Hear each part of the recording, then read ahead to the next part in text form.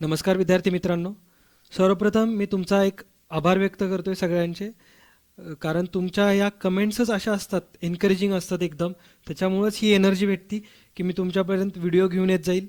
आणि तुम्ही खरंच खूप चांगला प्रतिसाद दिला आहे आम्हाला. 2 महिने पण नाही झाले चॅनलला उघडून, तरी आपण बऱ्याच लोकांपर्यंत पोहोचलेलो आहे. बट आपलं एक एम आहे की आपल्याला महाराष्ट्रातल्या घराघरांमध्ये पोचायचं आहे.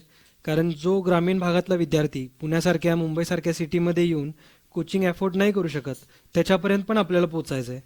तर मला खरंच तुमच्या अशाच प्रकारच्या प्रतिसादाची गरज होती आणि मी तुमचे परत एकदा आभार व्यक्त करतो की तुम्ही खरंच एक एम अचीव करायसाठी खूप मदत करतायत मला. आणि आम्हाला असाच तुम्ही सपोर्ट कराल हीच आशा आहे. तर वेळ न वाया घालवता आता आपण लेक्चरला सुरुवात करूया. आज आपण महाराष्ट्रातील समाजसुधारक भाग 2 बघणार आहोत. भाग 1 ऑलरेडी अपलोड केला आहे, तो पण तुम्ही बघू शकता. आणि माझी रिक्वेस्ट आहे की ज्यांना आत्तापर्यंत नाही बघितलेला त्यांनी पण बघा. ओके, तर वेळ न वाया घालवता आपण सुरू करूया. आपण गेल्या भागामध्ये शाहू महाराजांबद्दल डिस्कस केलं आहे. मी असे पॉईंट घेतले होते की जे एक्झाम पॉईंट ऑफ व्ह्यूने महत्त्वाचे आहेत. जरी एखादे 2 राहिले असतील तर तसं तुम्ही कमेंट बॉक्समध्ये मेन्शन करा की सर हे पॉईंट ॲड करायला पाहिजे होते.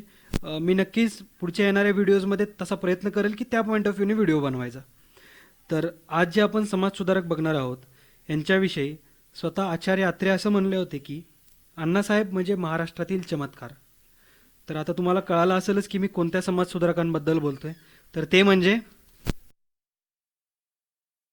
महर्षी धोंडो केशव कर्वे. यांचा कार्यकाल 1858 ते 1962. या काळामध्ये त्यांनी महिलांचं शिक्षण, त्यांचे हक्क, विधवा पुनर्विवाह यासाठी आपले 104 वर्ष वाहिलेत. म्हणूनच जगभरात त्यांच्याकडे एका आदरभावाने बघितलं जातं. महिला सशस्त्रीकरणामध्ये त्यांचा सिंहाचा वाटा आहे. त्यांची विचारसरणी अशी होती की स्त्री शिक्षणासाठी केलेले विचार व उच्चार हीच परमेश्वराची प्रार्थना होय. तर अशा या महर्षी धोंडो केशव कर्वेंचं हे झालं व्यक्तिमत्व. आता आपण त्यांच्या जीवनक्रमाविषयी अधिक अभ्यासू. धोंडो केशव कर्व्यांचा जन्म 18 एप्रिल 1858चा शेरावली या मुखेडमधल्या छोट्याशा गावी झाला. अण्णासाहेब हे त्यांचं टोपण नाव. वयाच्या 14व्या वर्षी त्यांचा विवाह राधाबाईंशी झाला. राधाबाईंचं त्यावेळेस फक्त 8 वर्ष वय होतं. आता आपण जाणून घेऊ शैक्षणिक कालखंड कसा होता ते. शैक्षणिक कालखंडाबद्दल जर विचार केला तर कर्वेंचं शैक्षणिक कालखंड खूप खडतर होतं. 1880ला ते मुंबई येथे मॅट्रिक्स परीक्षा उत्तीर्ण झाले. महाविद्यालयीन शिक्षणासाठी विल्सन कॉलेज व नंतर एल्फिन्स्टन कॉलेजमध्ये त्यांनी प्रवेश घेतला. 84ला एल्फिन्स्टन कॉलेजमधून त्यांनी मॅथ्समधून BA कंप्लीट केलं. शिक्षणासाठी पायपीट करावी लागली ह्याचं एक उदाहरण तुम्हाला सांगायचं झालं तर 6वीत असताना त्यांची एक्झाम साताऱ्याला होती. मुरुड ते सातारा हे 125 मैलचं अंतर ते सलग 3 दिवस चालून गेले. विचार करा, आपली एक्झाम आउट ऑफ सिटी असेल, दुसऱ्या सिटीमध्ये जायला लागत असेल तर आपण 10 वेळा विचार करतो एक्झाम द्यायची की नाही. इथं तर ही 6वीची एक्झाम होती, त्यासाठी ते 3 दिवस चालून गेलेत. यातूनच ते भावी काळामध्ये काय कार्य करतील आणि त्यांच्या शैक्षणिक जीवनाची लागलेली ओढ लक्षात येते. मी तुम्हाला म्हणलं होतं की प्रत्येक महान व्यक्तींच्या जीवनामध्ये काही ना काही एक टर्निंग पॉईंट येतो ज्याच्यामुळेच त्यांची पूर्ण लाईफ चेंज होऊन जाते. तर असाच एक टर्निंग पॉईंट जो त्यांच्या जीवनाला कलाटणी देणारा होता तो म्हणजे 1891 वयाच्या 27व्या वर्षी राधाबाईंचा मृत्यू झाला. या घटनेनंतर अण्णासाहेबांनी फर्ग्युसन कॉलेजमध्ये मॅथ्स शिकवायला सुरुवात केली.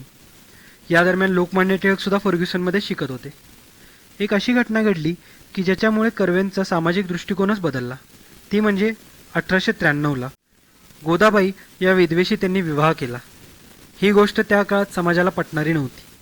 कारण समाजाच्या रूढी अशा होत्या की एका विधूर माणसाने अल्पवयीन मुलीशी जरी लग्न केलं तरी चालेल, मात्र एका विधवेनी विधवा बनूनच जगायचं. तर ही गोष्ट समाजाला पटणारी नव्हती. महर्षी कर्वेंना वाळीत सुद्धा टाकण्यात आलं. मात्र आगरकरांनी कर्वेंच्या पुनर्विवाहाचे समर्थन केले व त्यांच्या लग्नपत्रिकेवर सुद्धा सही केली होती. याच गोदाबाई पुढं आनंदीबाई उर्फ बाया कर्वे म्हणून प्रसिद्धीस आल्या व यांचासुद्धा महर्षी कर्वेंच्या कार्यामध्ये तेवढाच सहभाग आहे. तर आता आपण बघू की कर्वेंचं कार्य नेमकं काय होतं. महर्षींच्या कार्याचा केंद्रबिंदू हा नेहमीच स्त्री शिक्षणच राहिला आहे. 1893ला त्यांनी विधवा विवाहोत्तेजक मंडळाची स्थापना केली पुण्यामध्ये. नंतर 1899ला विधवा स्त्रियांसाठी त्यांना समाजामध्ये एक मोकळा श्वास घेता यावा म्हणून अनाथ बालकाश्रमाची स्थापनासुद्धा त्यांनी केली. नंतर प्लेगच्या साथीमुळं पुण्यातून त्यांना पुण्याजवळच्या एका हिंगणी गावामध्ये त्याला स्थलांतर करावं लागलं. तिथंच त्यांनी 1907मध्ये नंतर महिला विद्यालयाची सुरुवात केली. नंतर 1910ला महर्षी कर्वेंनी निष्काम कर्ममठाची स्थापना केली. या कर्ममठाचं ध्येयच होतं की लोकांसाठी निष्पाक तन मन धन अर्पण करणारे कार्यकर्ते निर्माण करणं. यांचं ब्रीदवाक्य असं होतं की समाजसेवा हा आमचा देव व सेवेच्या उपयुक्तीविषयी खात्री ही आमची श्रद्धा. या दरम्यान महर्षी कर्वे वेगवेगळ्या देशांमध्ये सुद्धा फिरले. इंग्लंड, जर्मनी, जपान, अमेरिका या विविध देशांना त्यांनी भेटी दिल्या. त्या दरम्यान त्यांनी आपल्या संस्थांची व संकल्पनांची जगाला माहिती करून दिली. या दरम्यानच बर्लिनमध्ये अल्बर्ट आइन्स्टाईनसोबत सुद्धा त्यांची भेट झाली. हा त्यावेळेसचा फोटो. नंतर त्यांनी टोकियोतील महिला विद्यापीठाची सुद्धा पाहणी केली. त्यांनी ते बरेच प्रभावित झाले. त्यानंतर जे त्यांनी काम केलं हे पुढील प्रमाणे. जपानच्या टोकियोमधील महिला विद्यापीठाच्या भेटीने कर्वे बरेच प्रभावित झाले. त्यांनी पण ठरवलं की असेच महिलांसाठी विद्यापीठ भारतामध्ये सुद्धा पाहिजे. तर त्यांनी 3 जून 1916ला मुंबई येथे भारतातील पहिल्या महिला विद्यापीठाची स्थापना केली. या कार्याला प्रभावित होऊन एका सद्गृहस्थाने विठ्ठल ठाकरसी यांनी त्यांच्या आईच्या स्मरणार्थ या संस्थेला 15 लाख रुपयांची देणगी दिली. त्यानंतर या संस्थेचं नाव श्रीमती नाथीबाई दामोदर ठाकरसी असं ठेवण्यात आलं. यालाच आपण SNDT मुंबई असं ओळखतो. यानंतर कर्वेंनी बरेच असे कार्य केले, जसं की 1918 साली पुण्यामध्ये कन्याशाळा चालू केली.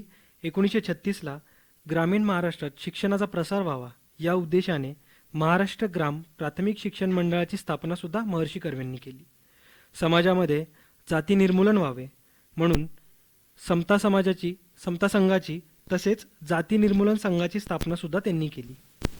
आता आपण बघू की महर्षी कर्वेंनी कोणते कोणते आत्मचरित्र लिहिले. आत्मचरित्र, ऑटोबायोग्राफी हा MPSCचा फेवरेट क्वेश्चन आहे. दरवर्षी एक्झाममध्ये क्वेश्चन येतोच की नाव देतील आत्मचरित्राचं आणि खाली ऑप्शन असतील की कुठल्या समाजसुधारकाचे. तर महर्षी कर्वेंनी सुद्धा 2 आत्मचरित्र लिहिले. पहिलं म्हणजे आत्मवृत्त हे मराठीतून आणि त्याचंच इंग्लिश व्हर्जन हे लुकिंग बॅक. तर हे नावं लक्षात ठेवा. त्यामधलेच काही इम्पॉर्टंट सेंटेन्स आहेत, जसं की माझ्या संस्था मला माझ्या आप्ताहून व प्राणाहूनही प्रिय वाटतात. हे महर्षी कर्वेंचे विचार. आणि महर्षी कर्वेंनी आयुष्यभर एक सुविचार पाळला, जो म्हणजे आकाशावर नेम धरा म्हणजे तुझा बाण निदान झाडापर्यंत तरी जाईन. हा सुविचार तुम्ही पण तुमच्या आयुष्यामध्ये पाळा, जेणेकरून तुम्हाला भरपूर त्याचा फायदा होईल. तर हे क्वेश्चन MPSCमध्ये येऊ शकतात. आता आपण बघू की या महान समाजसुधारकाला कुठल्या कुठल्या सन्मानांनी सन्मानित केलं. खरं तर महर्षी ही पदवी त्यांना याच समाजाने दिली ज्या समाजाने त्यांना वाळीत टाकलं होतं. तर महर्षी ही पदवी त्यांना लोकांनीच दिलेली आहे, हे लक्षात ठेवा. महर्षींना बरेच सन्मान भेटले. त्यापैकी महत्त्वाचे म्हणजे बनारस विद्यापीठाने तसंच पुणे विद्यापीठ व महिला विद्यापीठाने त्यांना DLIT ही पदवी दिली. DLIT म्हणजे डॉक्टर ऑफ लेटर्स. नंतर मुंबई विद्यापीठाने त्यांना सर्वोच्च अशी LLD डिग्री दिली. भारत सरकारने 1955ला पद्मविभूषण तर शतकपूर्ती दिवशी भारतरत्न देऊन सन्मानित केले. निसर्गाने सुद्धा महर्षींना एक सन्मानच केला आहे. त्यांना जवळजवळ 105 वर्षाचे दीर्घायुष्य देऊन त्यांचा सत्कारच केला. अशा या भारतरत्न महर्षी धोंडो केशव कर्वे यांचे निधन 9 नोव्हेंबर 1962 साली झाले. त्यांना विजन गव्हर्नमेंट जॉबकडून कोटी कोटी प्रणाम. महर्षींबद्दल बरीच पुस्तकं लिहिण्यात आली. त्या सर्व दिग्गज लेखकांचे मी आज मनापासून आभार व्यक्त करतो की त्यांच्या या लेखणीमुळेच आम्हाला या महान समाजसुधारकाचा इतिहास बघायला भेटतोय. मला आशा आहे की तुम्हाला हे लेक्चर आवडलं असेल तर प्लीज त्याला लाईक करा, चॅनलला सबस्क्राईब करा आणि लेक्चर कसं वाटलं हे तुम्ही कमेंट बॉक्समध्ये लिहा. ओके. तर विजन गव्हर्नमेंट जॉब नावाने आमचं एक फेसबुकचा ग्रुप पण आहे, त्याला तुम्ही जॉईन करू शकता. त्याच्यावरती आम्ही STI आणि MPSCसाठी येणारे क्विज ते नेहमी टाकत राहतो डेली. तर ते पण तुम्हाला एक्झाममध्ये हेल्पफुल राहतील आणि तुमची प्रॅक्टिस पण होत राहील. तर आता या व्हिडिओमध्ये एवढंच. आता भेटूया एका नवीन समाजसुधारकांसोबत एका नवीन लेक्चरमध्ये. तोपर्यंत जय हिंद, जय महाराष्ट्र. धन्यवाद.